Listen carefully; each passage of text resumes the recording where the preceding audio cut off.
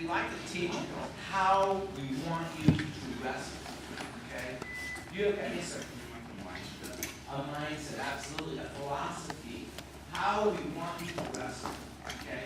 So over time, and over studying and talking to Olympic champions and NCAA champions and some of the best coaches in the country, I figured out how they teach coaches to establish a system.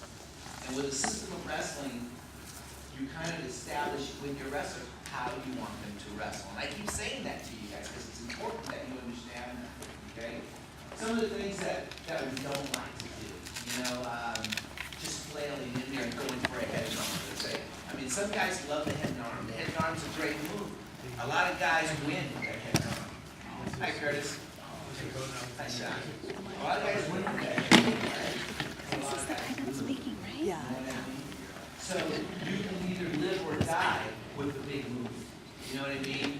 But it doesn't, that works sometimes and it doesn't at other times. One of the things that I always tell my teams is you're a meat and potatoes kind of team, not gravy. You know what that means? That means you stay sound fundamentally. You keep good position. You wear your opponents down by wrestling in sound fundamentals.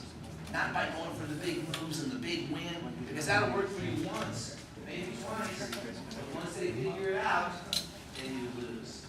And I'm going to give you a really good example.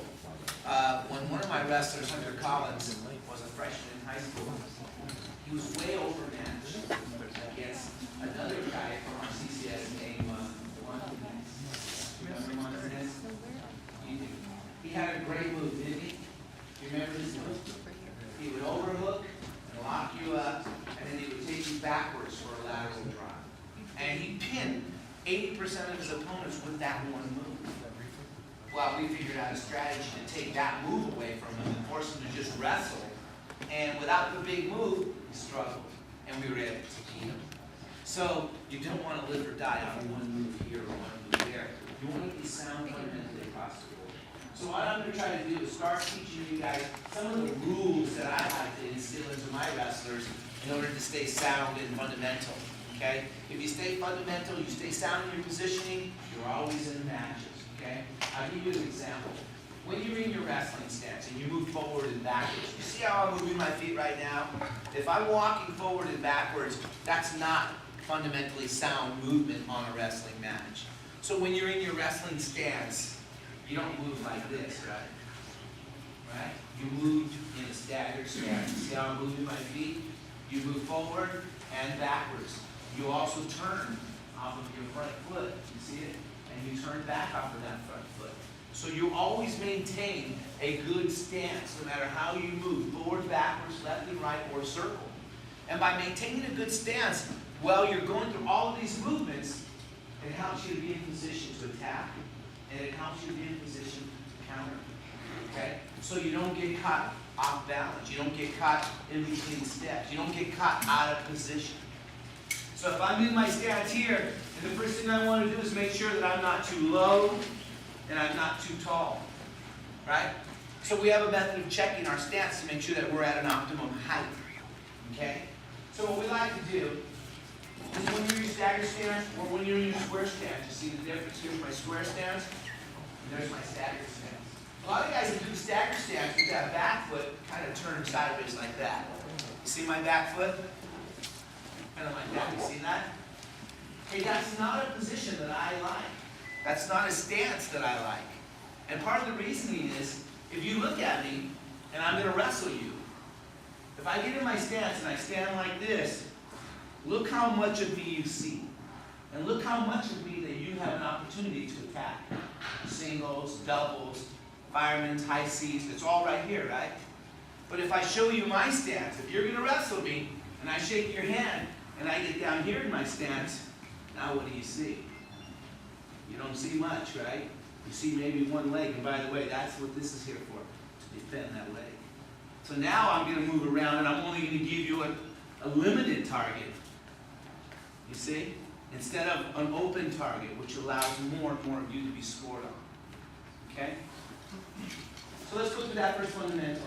We're going to work through our stance drills. We're going to work through our positioning. we're going to check our height by setting our feet up, shoulder width apart. See how they're in between my shoulders? And I'm going to get down in my stance, but I'm going to check my height by just reaching down with my hand. If my hand touches the mat here, that's an optimum height. From that position, you just bring your hands up. See where I am? So I'm here, and there's my stance.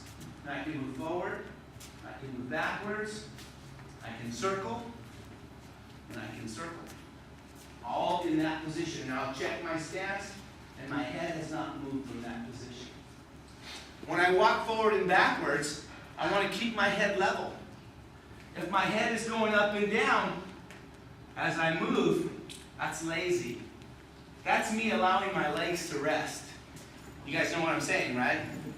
If you keep your head down, it's harder on your legs. And you've got to flex these muscles in order to move your legs down in position. But you have to learn to hold those positions.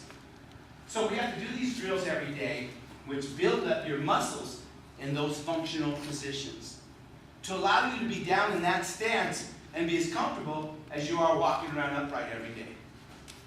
Okay? So let's line up on the edge of the mat, and we'll get started on our first drill. We're going to go ahead and start with our first drills that we do every single day, that my high school guys do, that my little kids do, and my college wrestlers do. Recently, this last summer, I was able to spend every day this summer training my oldest son and his teammate, and Armando from Fullerton, and my other son, Martin, who's now a freshman at Fullerton. So I spent the summer training 3 college wrestlers. 2 of them are captains on their team.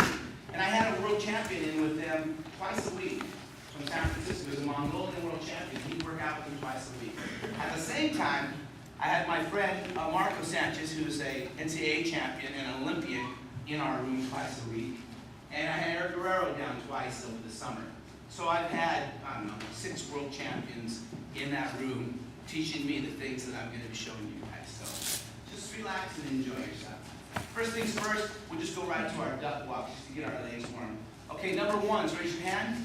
Number 1, so let's do duck walk just to the end of the mat and reach each time. Number 1, begin. Stay down, stay down, stay down. Oh, very good, young lady, very good. Just like these. And 2s, go. Just like that. Go ahead and rotate, stay down. Foot up, knee down. Foot up, knee down. Foot up, knee down. And 3, go ahead. And knees down, very nice. Nice rotation. Very good, very good. Okay, pay attention. Pay attention. Listen, when you guys do your duck walks, your stances, and your alternate leg shots are 3 drills that we'll do every day, and you'll do every day. But they all work together, okay? And the duck walk is important. And I'm going to show you a drill later that's going to really emphasize to you how important it is to duck walk. Because the most common position in wrestling is either taking a double or countering a double. And the duck walk is essential to finishing the double when somebody's sprawling on you, okay?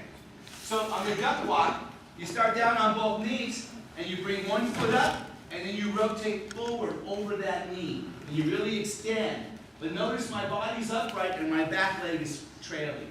I keep my body up. I'm not reaching for the mat and holding my balance. So you reach, step up, knee down. Foot up, knee down. And you keep your balance, you keep your body upright, and you just go through a motion as if you were reaching for pulling in a knee pull on a single. Okay, 1s, go back. Ready, set, go. Foot up, knee down. Roll that front knee down. See, don't lift up. Just fall down. Fall down. 2s, go.